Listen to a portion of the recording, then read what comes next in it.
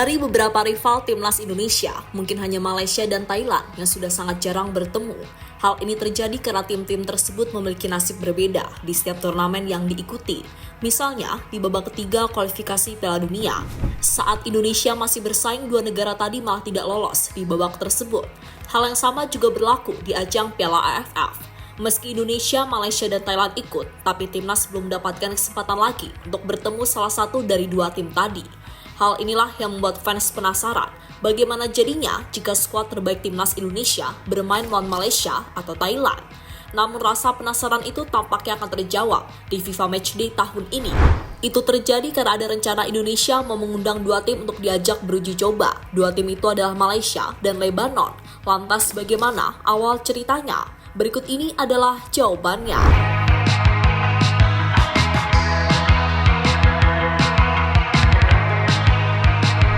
Saat ini Malaysia boleh berbangga karena akhir bulan Mei nanti mereka akan kedatangan Manchester United yang notabene adalah salah satu tim terbesar di Inggris. Nantinya Setan Merah akan bermain melawan Asian All-Star. Untuk venue pertandingannya juga sudah ditentukan, yakni di Stadion Bukit Jalil.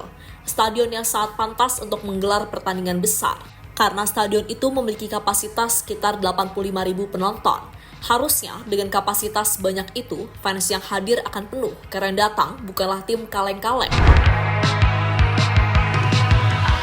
Tapi sayang entah mengapa tiket pertandingan antara Manchester United melawan Asian All-Star belum habis terjual.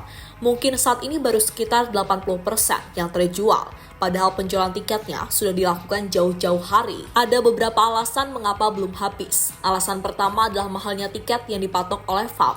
Bahkan saking mahalnya, banyak fans minta gratis kepada Menpora Malaysia, yakni Hanahyo. Sementara yang kedua adalah performa Manchester United yang sangat buruk di musim ini. Meski tampil impresif di Eropa, tapi di ajang Premier League mereka menjadi tim pesakitan dengan menempati peringkat 14 klasemen sementara.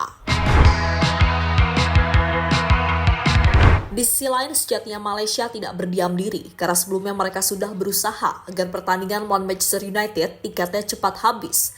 Salah satu hal yang mereka lakukan adalah mencoba mengundang pemain-pemain terbaik Indonesia.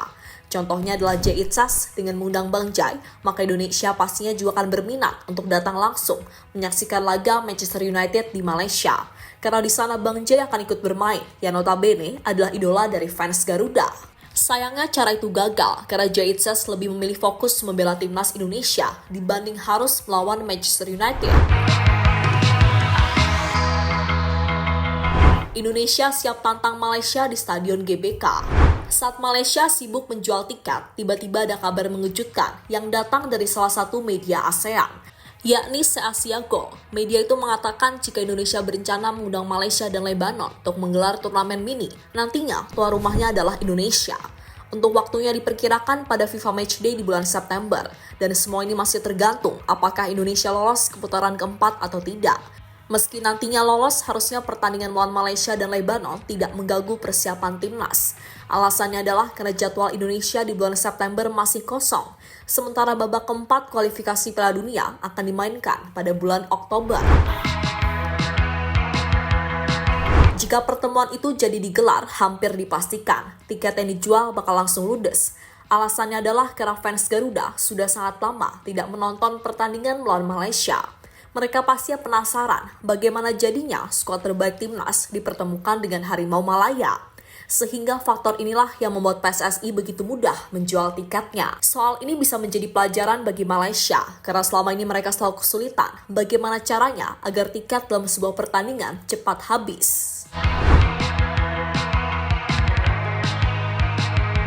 Perang Saiwar di media sudah sangat ramai.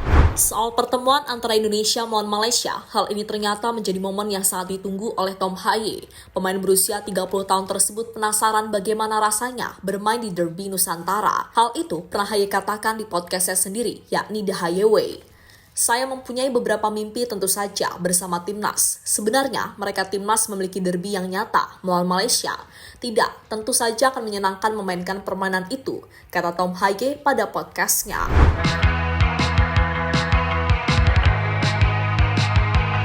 Untuk ukuran melawan tim ASEAN, Haye memang belum pernah bertemu Malaysia. Tapi ada dua tim yang pernah dilawan oleh pemain Almere City tersebut. Tim yang dimaksud adalah Vietnam dan Filipina. Uniknya ketika melawan Vietnam dan Filipina, semua berakhir dengan kemenangan dan momen itu terjadi di babak kualifikasi Piala Dunia. Selain Tom Haye, komentar juga diberikan oleh pelatih Malaysia, yakni Peter Klamovski. Pelatih asal Australia tersebut mengaku tidak tertarik sama sekali dengan proyek naturalisasi yang saat ini gencar dilakukan oleh timnas Indonesia. Proyek naturalisasi Indonesia tidak bermakna bagi saya, jadi saya tidak akan berbicara soal itu. Program itu tidak relevan bagi saya. Saya melihat ada potensi besar di persepakbolaan Malaysia. Kami harus rendah hati untuk menyadarinya. Kita masih jauh dari itu, tapi dengan kerja keras dan komitmen, kita bisa melangkah maju, kata Peter Klamovski pada Astro Arena. Pertemuan yang bakal jadi sorotan ASEAN. Jika Indonesia dan Malaysia bertemu, maka pertemuan tersebut bakal mendapatkan sorotan dari ASEAN. Alasannya adalah karena kedua negara saat ini memiliki rivalitas yang sangat panas di bidang sepak bola. Kini yang menjadi pertanyaan dari tim-tim ASEAN lainnya cuma satu, yakni soal kekuatan dari kedua tim. Meski sama-sama memakai pemain hasil naturalisasi, tapi kekuatan Indonesia dianggap lebih unggul dengan Malaysia. Sesuatu yang sangat wajar, karena pemain naturalisasi Indonesia adalah pemain keturunan, dan level mereka juga lumayan oke ketika bermain di Eropa. Sedangkan pemain naturalisasi Malaysia adalah pemain yang bermain di liga mereka sendiri, yang secara kualitas tentunya masih kurang jika dibandingkan dengan Jai Itzas dan kawan-kawan.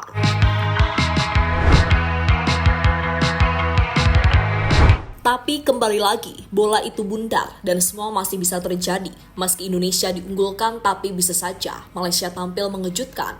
Hal inilah yang harus diwaspadai oleh tim Garuda jika benar-benar bertemu dengan timnas Malaysia. Apalagi Malaysia pasti akan semakin bersemangat, karena selama ini mereka seolah-olah merasa dipandang sebelah mata oleh fans Garuda.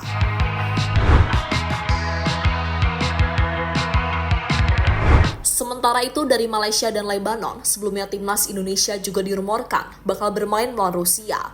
Namun kabar ini menguap begitu saja tanpa ada kejelasan sama sekali. Jika melawan Rusia, maka Indonesia mendapatkan tantangan yang lebih berat, karena secara kekuatan Rusia lebih baik dibandingkan dengan Malaysia. Jadi itulah kabar soal rencana timnas Indonesia yang akan menantang Malaysia dan Lebanon pada FIFA Matchday tahun ini.